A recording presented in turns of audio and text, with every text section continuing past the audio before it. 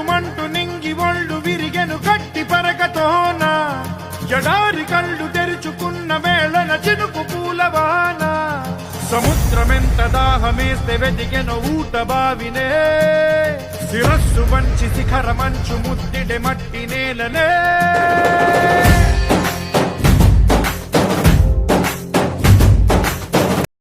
నమస్తే అండి, నా పేరు రామకృష్ణమాచారి. నేను రెడ్డిగూడెం గ్రోమర్ మేనేజర్గా వర్క్ చేస్తున్నాను.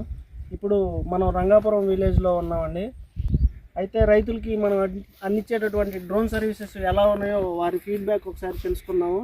సో కొట్టించినప్పుడు చూసారు పురుగు తెగుళ్ళు కంట్రోలింగ్ ఎన్ని రోజులకి అవుతుంది. ఈ డ్రోన్ ద్వారా మీరు స్ప్రే చేసేటప్పుడు ఎకరాకి ఇది 6 నిమిషాల్లోనే స్ప్రే చేస్తారు. నీరు ఆదా కావచ్చు, టైం కావచ్చు, అన్నిటితో పాటు మెయిన్గా మనకి రైతులకు కావాల్సింది ఏంటంటే డ్రోన్ స్ప్రేయింగ్ వల్ల పురుగు కానీ తెగులు కానీ ఇవాళ కొట్టామంటే రేపటి నుంచే కంట్రోలింగ్ స్టార్ట్ అవుతుంది. కుర్రోడు కూడా బాగా పడుతుంది.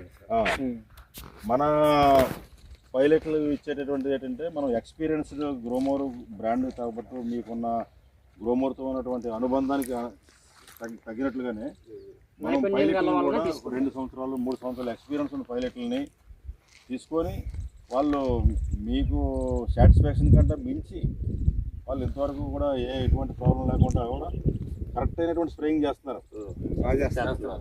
కొట్టేటట్టయితే 120 లీటర్లు 150 సో ఎక్కువ తడవడానికి అవకాశం ఉంటుంది. దోమ తాగుతాడు. సో ఈ తక్కువ నీళ్లు పడటం వల్ల ఆ దోమ అనేది ఆగటానికి కూడా మన పనితనం ఏమన్నా వేరియేషన్ ఉందా?